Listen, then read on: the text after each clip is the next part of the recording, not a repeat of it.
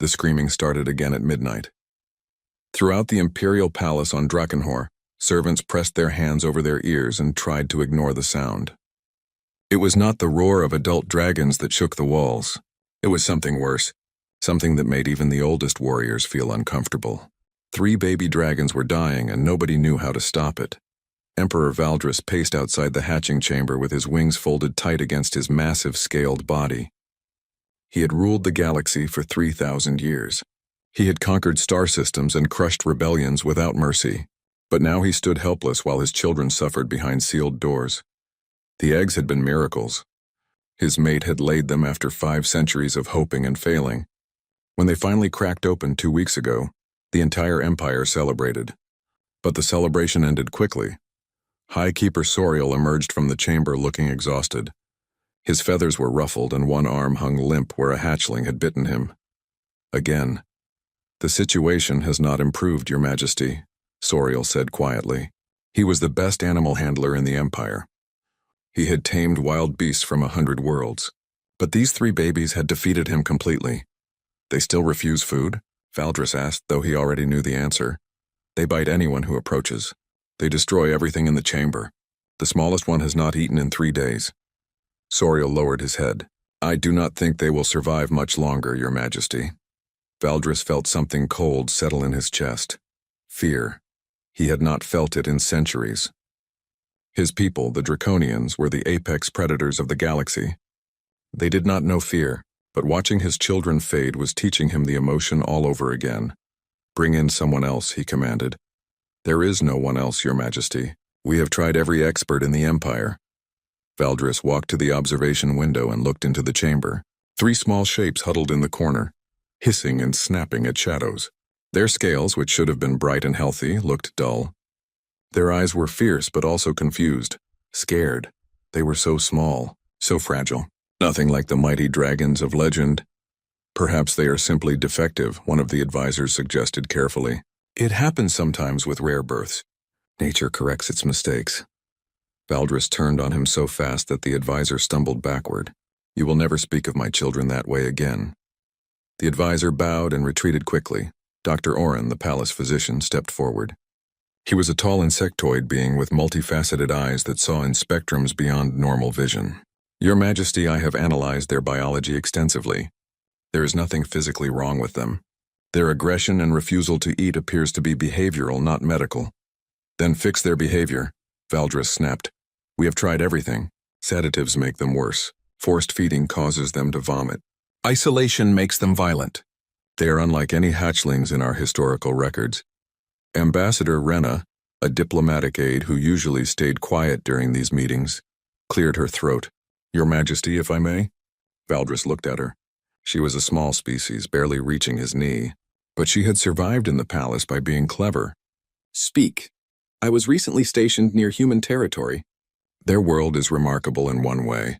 They have successfully domesticated hundreds of species, including their own apex predators. They keep creatures in their homes that could easily kill them. "Humans," Soriel scoffed. "Those primitive mammals?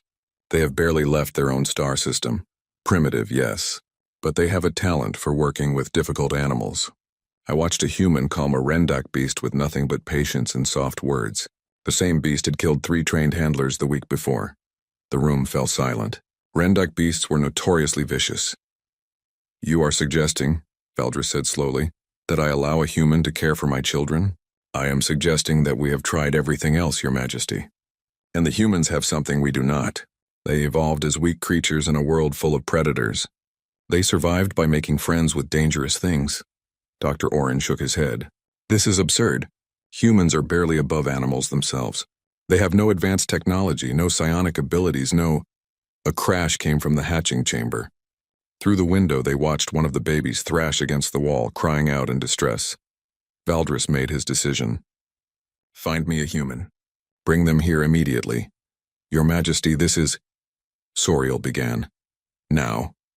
The Emperor's voice left no room for argument. As the staff hurried to obey, Valdris returned to the window. His children were huddled together now, the 2 larger ones trying to shelter the smallest. They were trying to protect each other, trying to be brave. They were so young, too young to understand why they hurt, Why they were scared, why nothing felt right.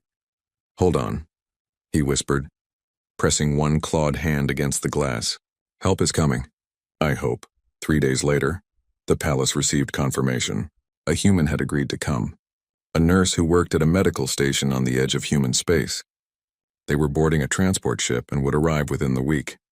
The palace staff prepared reluctantly, many of them insulting the idea behind closed doors. Some placed bets on how quickly the human would fail or die, but Valdris did not care about their opinions. He sat beside the hatching chamber every night, listening to his children cry, and counted the hours until the human arrived. He had conquered the galaxy with strength and fire. But strength and fire could not save his children. Maybe, just maybe, something else could. The transport ship landed in the middle of a rainstorm. Rachel stepped onto the palace platform and immediately felt small. Everything here was built for beings 3 times her size. The doors were massive. The ceilings disappeared into darkness above. Even the raindrops felt heavier than the ones back home. She pulled her medical bag close and walked toward the entrance where a group of palace staff waited. None of them looked happy to see her. "You are the human?" one of them asked. He was covered in feathers and had a beak that curved downward in what looked like a permanent frown. "Rachel." "Yes." "I came as fast as I could. Highkeeper Soriel, I am in charge of all animals in the palace." He looked her up and down like she was something dirty he had found on his shoe. "I do not know why the Emperor summoned you, but I want it clear that I oppose this decision." Rachel had worked in emergency medicine for 8 years. She had dealt with hostile colleagues before. Noted, "Can I see the patients now?" "Patients?" Soriel laughed. It was not a kind sound. "They are not patients. They are dangerous predators who will likely kill you within minutes. Then we should not waste time talking." A massive creature stepped forward. He had scales that gleamed even in the rain and wore armor across his chest. "I am Guard Captain Theron. I will escort you to the hatching chamber. I am also authorized to remove you by force if you do anything suspicious." "Fair enough," Rachel said. They walked through corridors that seemed to stretch forever. Other palace inhabitants stopped to stare at her. Some whispered. Others laughed. Rachel ignored them all. She had read everything she could find about Draconians during the 3-day journey here. She knew they considered humans inferior, weak, barely worthy of notice. She did not care what they thought. She was here for the babies. Dr. Oren joined them near the hatching chamber. His many eyes focused on Rachel from different angles. "I have prepared a full medical report for you, though I doubt you will understand most of it. Your species lacks the educational foundation for advanced biology." Rachel took the datapad he offered. "Thank you." She scanned through it quickly. The report was comprehensive but missed something obvious. She would deal with that later. They stopped outside a large door. Through a window beside it, Rachel could see into the chamber beyond. 3 baby dragons sat in the far corner. They were about the size of large dogs, with scales that should have shimmered but instead looked flat and lifeless. One of them was smaller than the others and was not moving much. "That is the critical one," Dr. Oren said. "It has not eaten in 5 days. Another day, maybe 2, and it will be too weak to recover."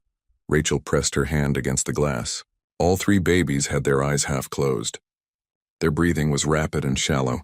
"Classic signs of severe stress. What have you tried so far?" she asked. Soriel began listing everything. Forced feeding, sedatives, temperature adjustments, pheromone therapy, isolation, group bonding exercises, different foods, different handlers, music, silence, everything. Rachel listened and felt her heart sink. They had tried many things, but they had tried them all wrong. "You have been treating them like dragons," she said quietly. "They are dragons," Soriel snapped. "They are babies." Rachel turned to face him.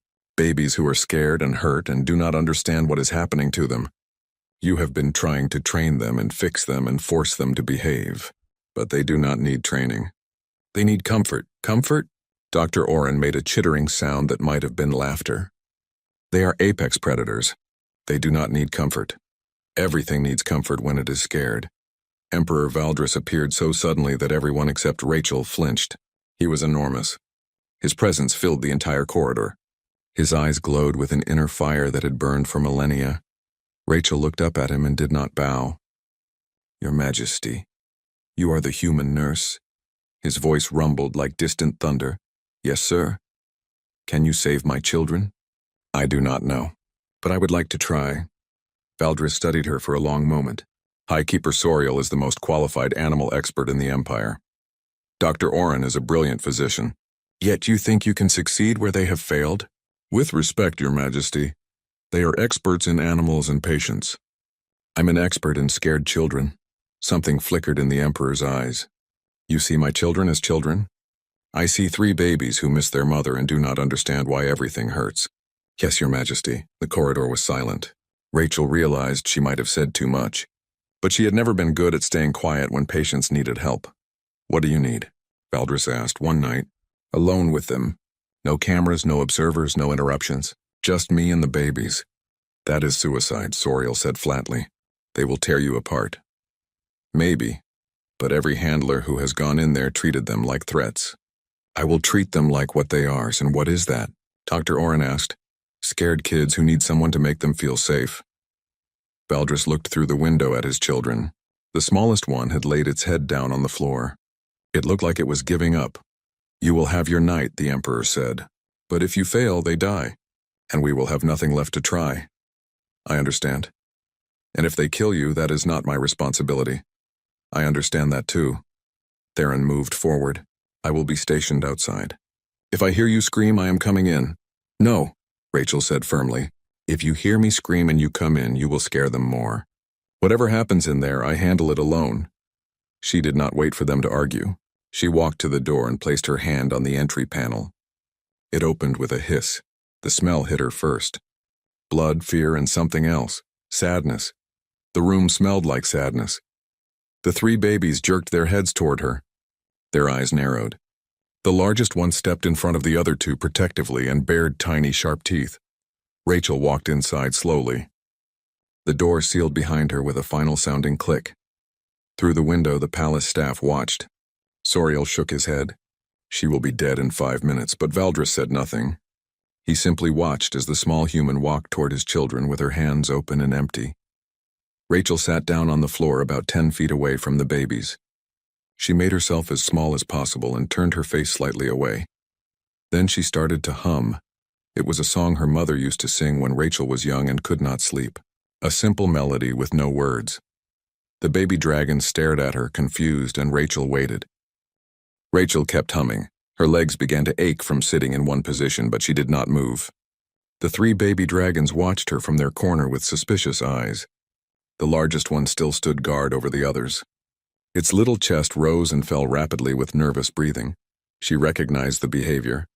She had seen it 1,000 times in the pediatric unit back home. Children who had been poked and prodded by too many doctors. Children who had learned that adults meant pain. Trust had to be earned back slowly. Rachel shifted her gaze to look at the floor instead of directly at them. Direct eye contact felt threatening to frightened creatures. She kept humming the same melody over and over, something familiar and calm. 20 minutes passed. The largest baby took 1 step toward her, then stopped. Its siblings made small worried sounds behind it. Rachel did not react. She just kept humming. Another 10 minutes. Another step. The baby was now about 6 feet away, close enough that Rachel could see the details of its scales. They were beautiful even though they looked dull from stress. Deep blue with hints of silver at the edges. The baby tilted its head and made a sound. Not aggressive, curious. Rachel changed her humming to match the frequency of the sound.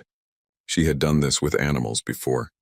Matching their vocalizations to show she was listening, the baby's eyes widened. It made the sound again. Rachel hummed it back. The baby sat down. That was progress. Sitting meant feeling safer. Rachel slowly reached into her pocket and pulled out a piece of dried meat she had brought from the transport ship. Human food. She had no idea if dragons could eat it, but that was not the point. She took a small bite herself, chewing slowly. Then she set the rest on the floor between them and went back to humming. The baby stared at the food. Its nose twitched. Smell was important to most species. 5 more minutes passed. Then the baby darted forward, grabbed the meat, and rushed back to its corner. It did not eat the meat. It dropped it in front of the smallest sibling. Rachel felt her heart squeeze. The baby was not hungry for itself. It was trying to save its sibling. She understood now. The smallest one was dying, and the other 2 knew it. They had been trying to protect their sibling while everyone kept forcing them to do things they did not understand. Rachel pulled out her medical scanner. Moving very slowly, she ran a scan on all 3 babies from a distance. The scanner was designed for humans, but biology was biology in many ways. The smallest baby showed signs of severe dehydration and low blood sugar. The other 2 were stressed but physically healthier. All 3 had elevated heart rates and stress hormones flooding their systems, but there was something else. The medical report from Dr. Oren had missed it because he was looking for diseases and injuries. He had not looked at the environmental factors. The temperature in the room was cold. Draconian adults preferred cooler temperatures, but babies, especially newborns, needed warmth. Their internal temperature regulation was not developed yet. The lighting was bright and harsh, probably to make observation easier. But newborns of most species preferred dim environments similar to the egg they had known. The floor was hard stone, easy to clean but uncomfortable for small bodies, and the room was completely silent except for the observers outside.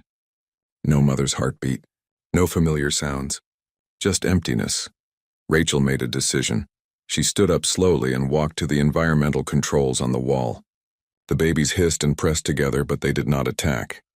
She increased the temperature by 10 degrees. She dimmed the lights to almost darkness.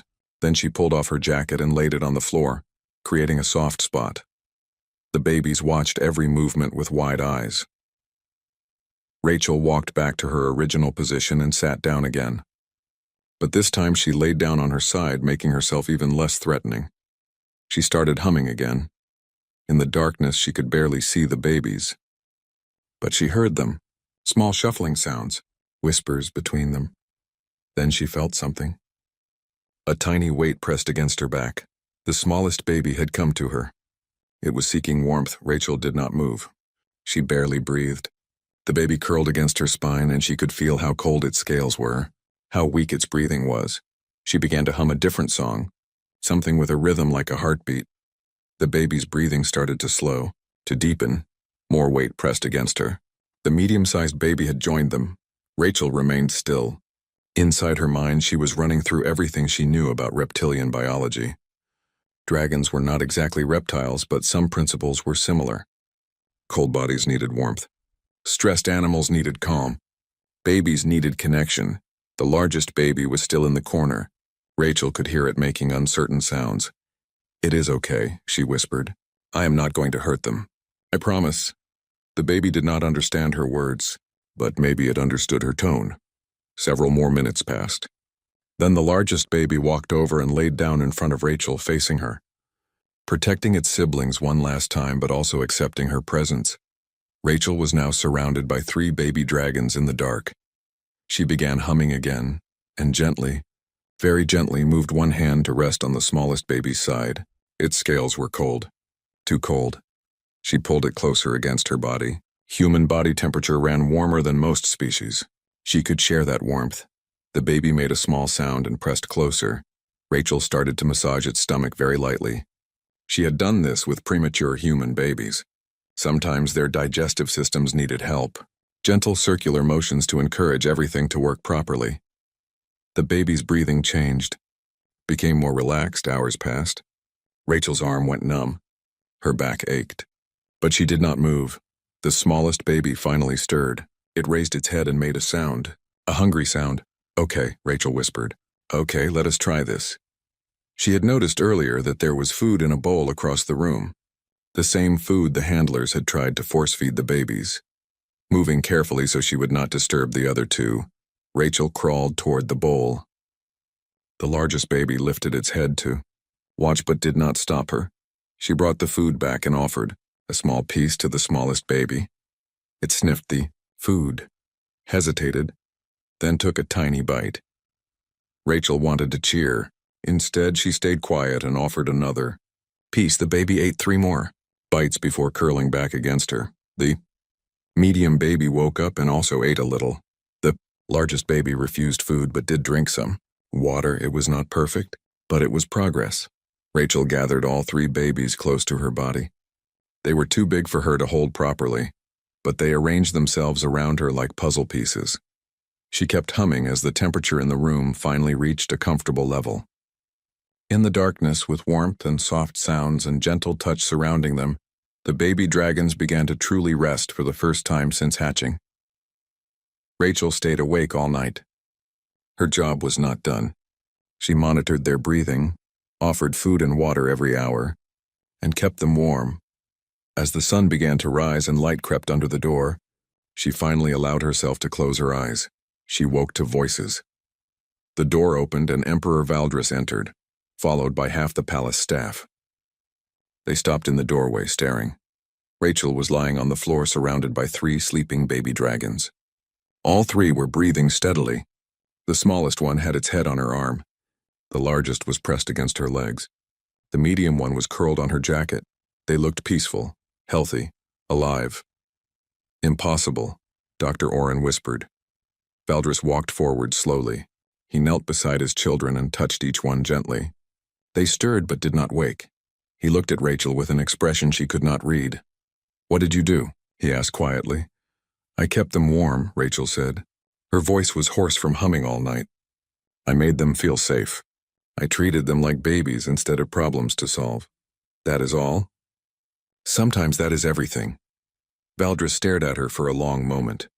Then he did something that shocked everyone in the room. He bowed his head to her. "You have saved my children, Rachel of humanity. The Empire is in your debt." The palace changed after that night. Rachel became the official caretaker of the Imperial babies, a title that made High Keeper Soriel so angry he refused to speak to her for 3 days. She did not mind. She was too busy with the babies to care about politics. They named themselves on the 4th day after she arrived. The largest one, who Rachel privately called Big Brother, started making a specific sound whenever it wanted attention. Rin. The medium one responded to Kiva. And the smallest, who followed Rachel everywhere, became Pip. The babies grew stronger each day. They ate regularly. They played. They stopped attacking anyone who entered their chamber, though they still preferred Rachel above everyone else. Word spread through the palace and then through the Empire. The human had succeeded where everyone else had failed. Rachel tried to teach the palace staff her methods. She showed them how to approach the babies slowly, how to read their body language, how to give them choices instead of forcing them. Some staff members listened. Guard Captain Theron surprised her by being an excellent student. He learned to sit quietly with the babies and let them come to him. Soon Rin started following Theron around during his guard shifts. Others refused to learn. Soriel watched from a distance with cold eyes, and Dr. Oren continued to insist that Rachel's methods were unscientific and lucky. Ambassador Rena visited often. She watched Rachel work with genuine interest. "You make it look easy," Rena said one afternoon while Rachel was playing with Pip. "It is not easy. It is just different from what everyone here is used to." Rachel rolled a ball across the floor and Pip pounced on it with delight. Most species in the galaxy evolved as predators or developed technology early. Humans evolved as prey. We survived by understanding behavior and forming connections. We had to. We were too weak to survive any other way.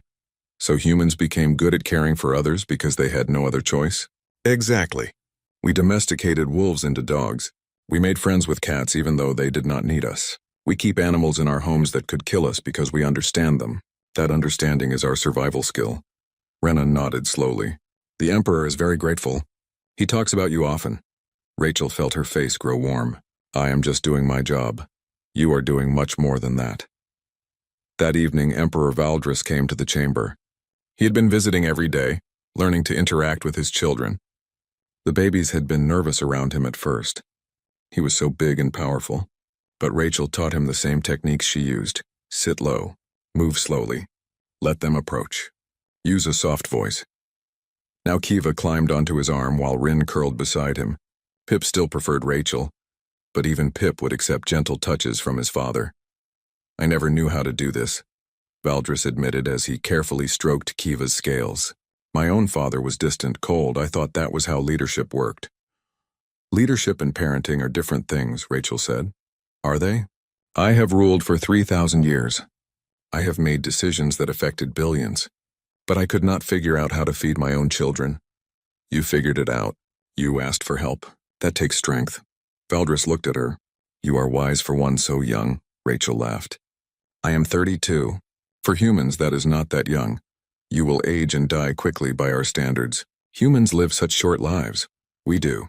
So we learn to make the most of the time we have. They sat in comfortable silence for a while. Then Valdris spoke again. I want you to train others, not just palace staff. People from across the Empire who work with animals. Your methods should be shared. I would be happy to, but some of your staff will not like it. They will obey. Rachel hesitated. Your Majesty, you cannot force people to be kind. It does not work that way. Then what do you suggest? Let me show them instead of telling them. Let them see how well the babies are doing. Some will learn because they want to. Others never will, and that is okay. Before Valdris could respond, Dr. Oren entered the chamber. His many eyes looked agitated. Your Majesty, I must speak with you. Privately. Valdris stood carefully, moving Kiva to the floor. This is about Rachel? Yes, Your Majesty. Then she should be present. Speak. Dr. Oren's mandibles clicked with displeasure. I have been researching the human's background. She has not been entirely honest with us. Rachel felt her stomach drop. 8 years ago, Rachel worked in a hospital on Earth. There was an incident. 3 patients died due to medication errors. She was held responsible. The room went silent.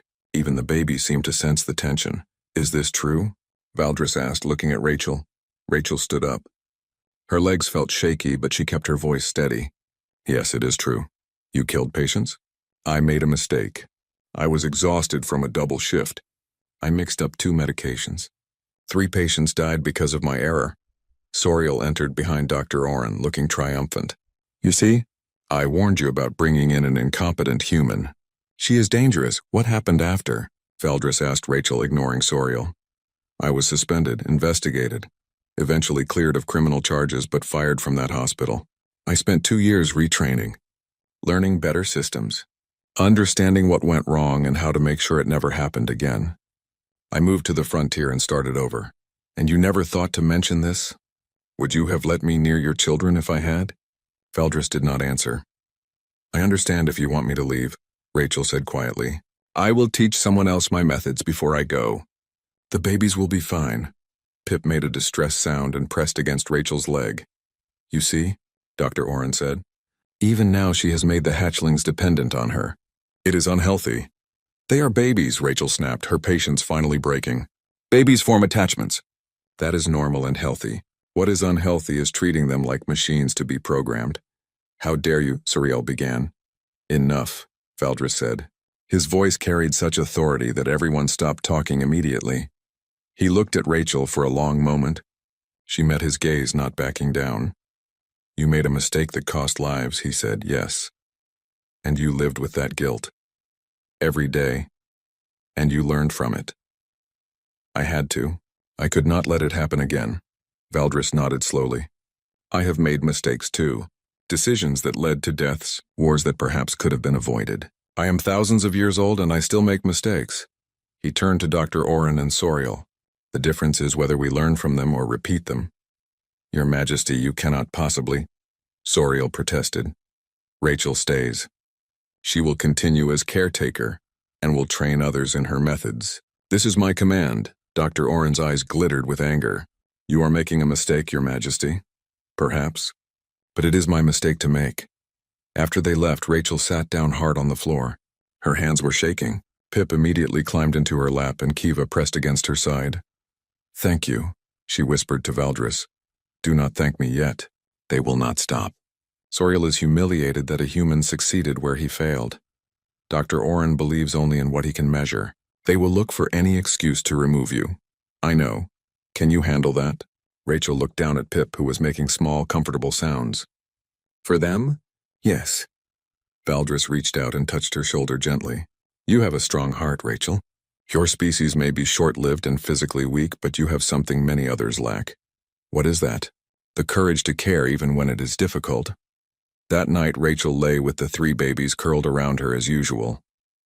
But she could not sleep. She kept thinking about Dr. Oren's words, about the mistakes she had made, about the patients she had lost.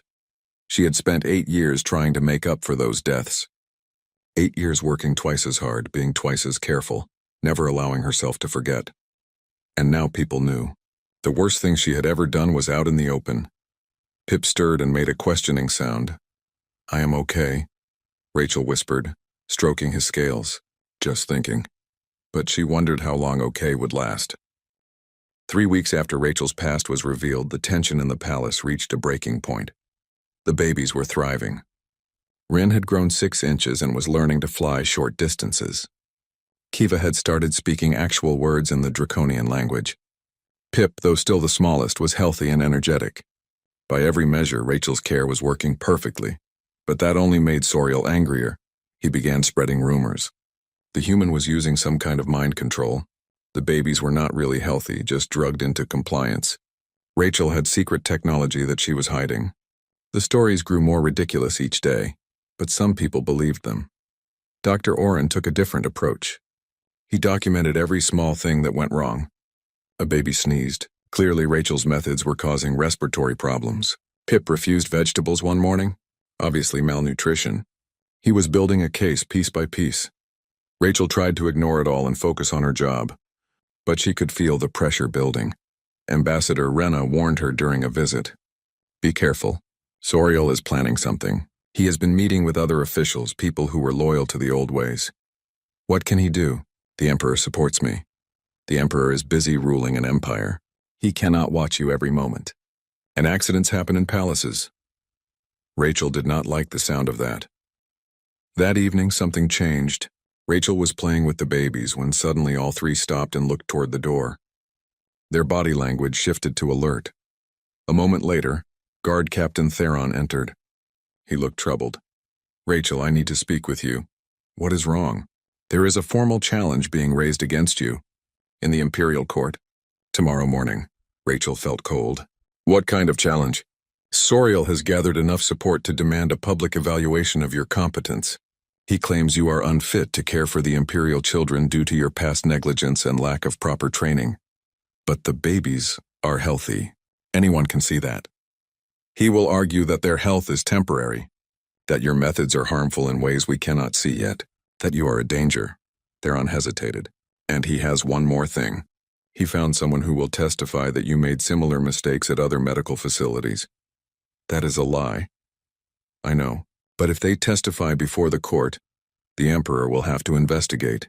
You will be removed from the babies during the investigation. And without you," Rachel understood. The babies had bonded to her. Being suddenly separated would traumatize them. They might stop eating again. Especially Pip, who was still fragile. "How long will the investigation take?" "Weeks, maybe months." Rachel looked at the 3 babies.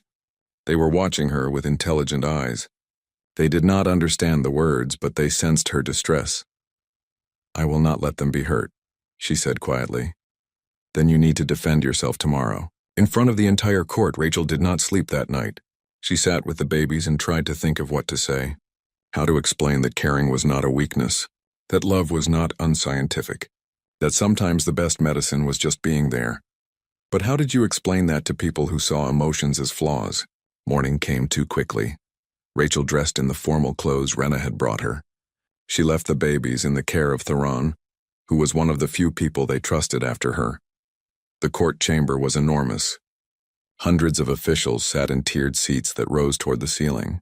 At the front, Emperor Valdris sat on a throne that made him look even larger than usual. Rachel walked to the center of the floor, feeling very small. Soriel stood opposite her with Dr. Oren beside him. Both looked confident. "We are gathered to determine the fitness of the human Rachel to serve as caretaker for the Imperial children," an official announced. "Highkeeper Soriel, present your case." Soriel stepped forward. "Your Majesty, honored court, I present evidence that this human is dangerous and incompetent." He began showing records. Images of the patients who had died 8 years ago. Their families crying. Rachel's trial. He made it sound like she had killed people on purpose. She was fired for negligence, banned from working in advanced facilities. Yet we have placed our most precious children in her care. Murmurs ran through the court. Then he showed medical scans of the babies. These scans show abnormalities in their neural development. The human's constant physical contact is altering their brain chemistry. She is making them dependent on her presence. Dr. Oren stepped forward. "I have analyzed these changes. While the hatchlings appear healthy now, This dependency will cause severe problems as they mature. They will be unable to function without human contact. The damage may already be permanent. Rachel felt panic rising. She was not a neuroscientist. She could not refute technical scans. Furthermore, Soriel continued, we have a witness, someone who worked with Rachel at another facility and saw her make similar dangerous choices. A figure stepped forward from the crowd. Rachel did not recognize them. State your name and credentials, the official said. Dr. Henris. I worked with Rachel at a medical station 2 years ago. I witnessed her violate multiple safety protocols. She was reckless and emotional, putting her feelings above proper procedure. That is not true, Rachel said. Her voice came out smaller than she intended. You deny violating protocols? Dr. Henris asked. There was one time I broke quarantine procedure to comfort a dying patient who was alone. You broke quarantine. You admitted it. The patient was in pain and scared. Quarantine was for a low-risk pathogen. I made a choice to endanger others for sentimental reasons, Soriel finished. You see? She prioritizes emotion over safety, over science, over logic, the court muttered louder. Rachel could see she was losing them. Rachel, Emperor Valdris said. His voice silenced everyone. Defend yourself. Rachel looked up at him. Then at all the faces watching her. Hundreds of beings who thought humans were primitive and weak. She took a deep breath. You are right, she said. I am emotional. I do prioritize feelings, because feelings matter. Feelings are subjective and unreliable, Dr. Oren said. Feelings are information. When a baby cries, that is information. When they curl up in fear, that is information. When they relax and play, that is information. I watch the babies and I listen to what they are telling me through their behavior. Unscientific nonsense. Soriel scoffed. Is it? Your scientific approach was letting them die. My nonsense saved them. The court reacted to that, some with anger, others with surprise at her boldness. The neural changes you mentioned, Rachel continued, looking at Dr. Oren. Show me the scans. He projected them into the air, complex images of the baby's brains. Rachel studied them. She was not an expert, but she knew enough. These areas that are lighting up, those are the regions associated with bonding and emotional regulation. They are not abnormalities. They are the babies learning to form healthy attachments. Which makes them dependent, Dr. Oren argued. Which makes them capable of trust, of love, of social connections. You call it dependency. I call it learning to be part of a family. Dragons do not need family, Soriel said coldly. They are solitary apex predators. Adult dragons may be solitary, but these are not adults. They are children. And every intelligent species, no matter how powerful, needs connection when they are young. You cannot prove that, Dr. Oren said. I can prove that your way was killing them and my way is helping them thrive. Isn't that proof enough? The court fell silent. Then Emperor Valdris spoke. What about the testimony that you are reckless? Rachel looked at the Emperor. I made a mistake 8 years ago. A terrible mistake. 3 people died because I was careless when I was tired. I will carry that guilt forever. She paused. But I learned from it. I spent 2 years studying what went wrong, understanding fatigue management and safety systems. I became better because I failed. And breaking quarantine? Valdris asked. I broke a minor protocol to provide comfort to someone who was dying alone. If that is reckless, then yes, I am reckless, because I believe dying in pain and fear is worse than a small risk. You put yourself above the rules, Soriel said. I put compassion above convenience. Before anyone could respond, a commotion started at the chamber doors. Guard Captain Theron burst in looking alarmed. Your Majesty. The babies, he did not get to finish. 3 small dragons flew into the chamber, their wings beating frantically. Rin, Kiva, and Pip had escaped somehow and tracked Rachel's scent. They landed in the center of the floor, right beside Rachel, and immediately huddled around her. Pip was making distressed sounds. All 3 were clearly agitated. They would not eat, Theron explained, breathless. The moment you left, they stopped eating. They have been crying since dawn. The entire court watched as Rachel knelt and gathered the babies close. I am here, I am okay. You are okay. Her voice was soft, gentle. She stroked their scales and hummed quietly. Within seconds, all 3 babies calmed. They pressed against her, making content sounds. The court saw it all. The immediate change, the trust, The Bond Emperor Valdris stood from his throne and walked down to the floor. He knelt beside his children and looked at them carefully. Then he looked at Rachel. "These neural changes," he said. "Dr. Oren claims they are harmful. They are normal development, Your Majesty. Human babies show the same patterns when they bond with their parents. So my children see you as their parent?" Rachel hesitated. "I think they see me as someone who keeps them safe. They still recognize you as their father, but yes, they have bonded to me." Valdris was quiet for a long moment. Then he turned to address the court. "This human made mistakes in her past. She has been honest about them. She learned from them. She came to this palace when we were desperate and succeeded where all of us failed." He paused, not because she is smarter or stronger, but because she understood something we did not. "What is that, Your Majesty?" someone asked. "That power without compassion is just cruelty. That science without empathy misses the most important data, that my children needed someone to love them, not just manage them." He looked at Soriel and Dr. Oren. "Your methods were failing. Hers succeeded. The evidence is right here." As he spoke, Pip had climbed into Rachel's arms and was falling asleep. The smallest baby, who had nearly died, was now healthy enough to feel safe enough to sleep in a room full of strangers. "Rachel will continue as caretaker," Valdris declared. "This court is dismissed." As the officials filed out, many looking displeased, Rachel held the 3 babies and tried not to cry. She had won. For now. 2 months after the court case, Rachel thought things had finally settled down. She was wrong. The alarm woke her in the middle of the night. Not the gentle palace bells that marked the hours, but the harsh emergency sirens that meant danger. Rachel sat up fast. The 3 babies were already awake, their heads raised and alert. They had grown so much. Rin was nearly as tall as Rachel now. Kiva's scales had started developing their adult iridescence. Even Pip, though still the smallest, was strong and healthy. Guard Captain Theron burst through the door. "We are under attack. Raiders from the outer systems. They have breached the palace defenses." "How is that possible?" Rachel asked, already moving to gather the babies. "Inside help. Someone disabled the security protocols." Theron's expression was grim. "They are heading for this chamber. They want the Imperial children." Rachel felt ice in her stomach. "Soriel. We do not know for certain, but yes, we suspect him. He disappeared an hour ago." Theron moved to the doorway. "I have 12 guards outside. We will hold them as long as we can. You need to take the babies and run. There is an escape tunnel behind the north wall. What about you?" "I am doing my job, go."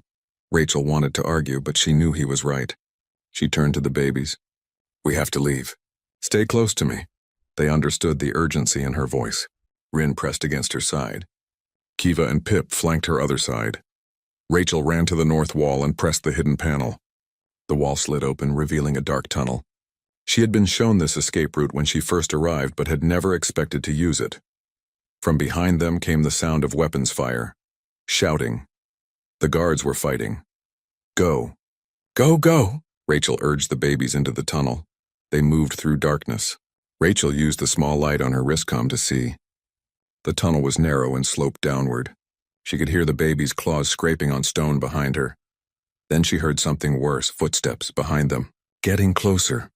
Faster," she whispered. The tunnel opened into a larger chamber. Rachel's light swept across the space, looking for another exit. There were 3 doorways leading in different directions. She picked the one that seemed to lead away from the palace and ran. Behind them, lights appeared. Whoever was chasing them had entered the chamber. "There. I see them," a voice shouted. Rachel pushed herself to run faster, but the babies were tired. Pip was starting to fall behind. Rin turned back, refusing to leave his smallest sibling. They were not going to make it. Rachel made a decision. She stopped running and turned to face their pursuers. 6 raiders entered the tunnel. They wore dark armor and carried weapons designed to stun, not kill. They wanted the babies alive. "Stand aside, human," the leader said. "This is not your concern. Everything about these babies is my concern. We do not want to hurt you. Just move." Rachel spread her arms wide, blocking the tunnel. Behind her, the 3 babies huddled together. They could have run without her. They could have fought. But they stayed because they trusted her to protect them. "You will have to go through me," Rachel said. The leader sighed. "So be it," he raised his weapon. Rachel closed her eyes, waiting for the stun blast. It never came. Instead, she heard a roar that shook the entire tunnel. A roar so loud and so full of rage that the raiders stumbled backward. Emperor Valdris landed between Rachel and the raiders. He must have been tracking them through the palace systems. His wings filled the tunnel. His claws scraped sparks from the stone floor.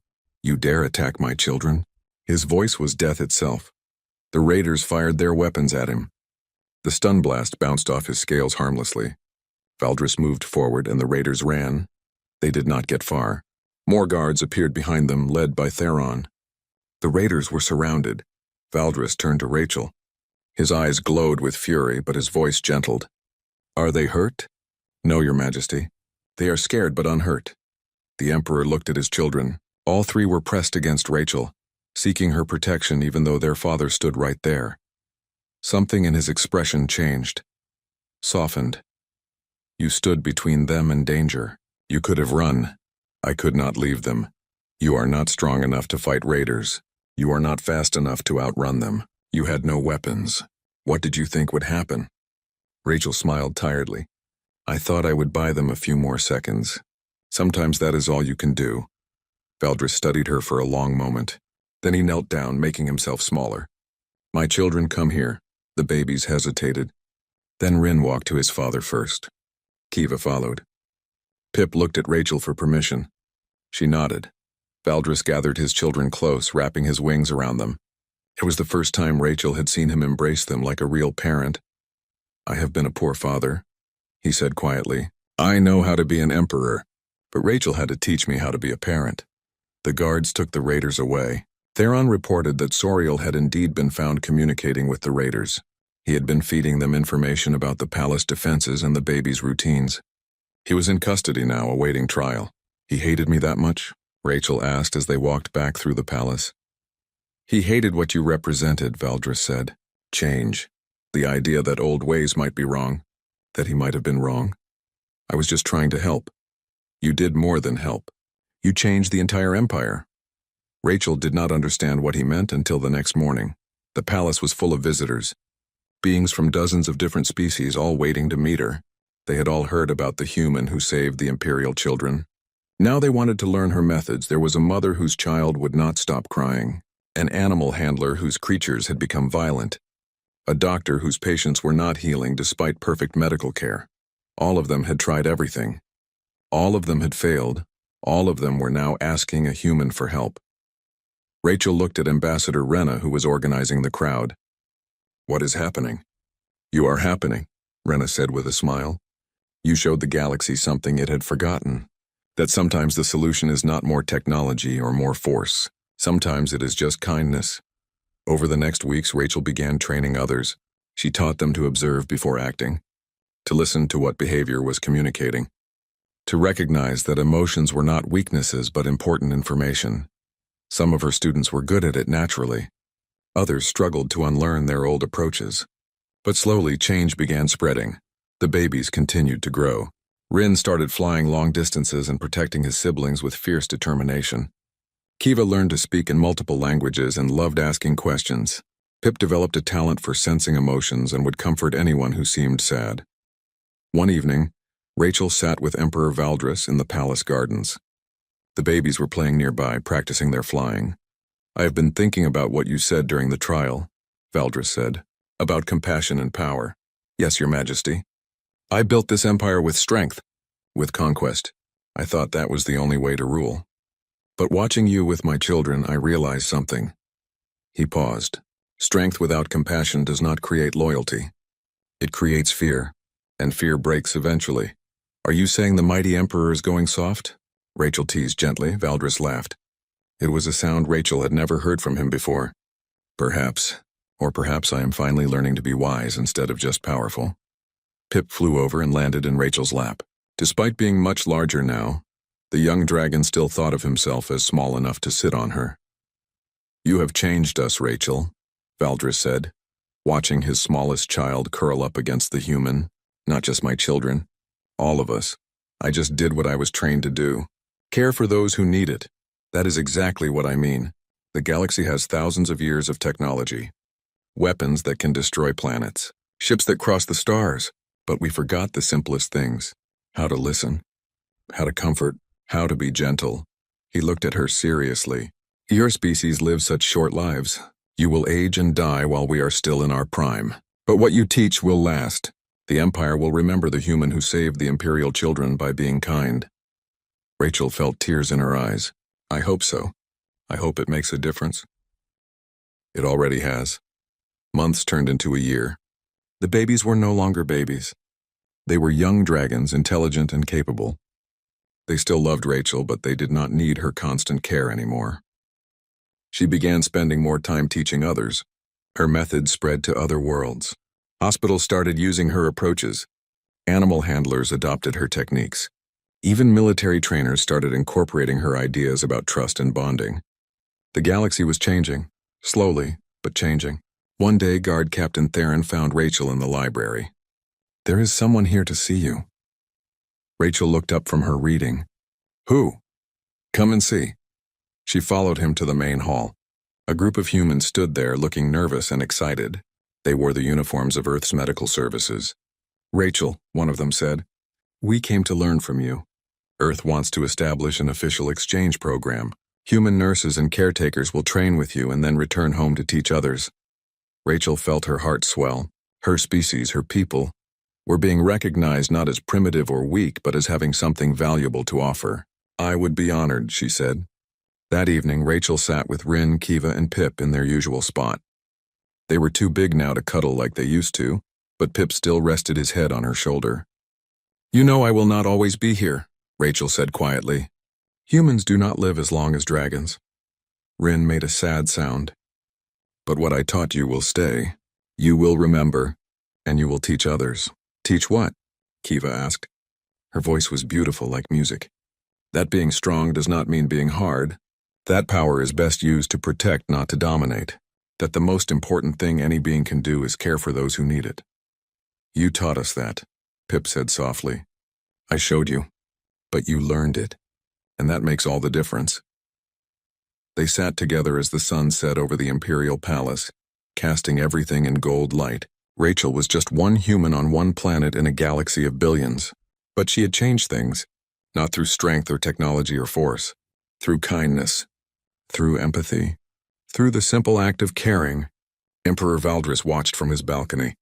Beside him stood ambassadors from a dozen worlds, all waiting to discuss the new programs inspired by the human methods. They call her the heart of the Empire now, one ambassador said. Valdris nodded. She would probably hate that title. She always said she was just doing her job. But she changed everything. Yes, Valdris agreed, watching Rachel with his children. She did. And across the galaxy, a new saying began to spread. When people faced problems that seemed impossible, when strength and intelligence failed, they would say, send for a human. They know how to care.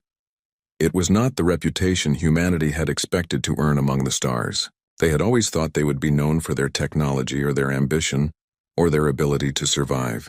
Instead, they became known for something more powerful, something that would echo through the centuries long after Rachel's short life ended.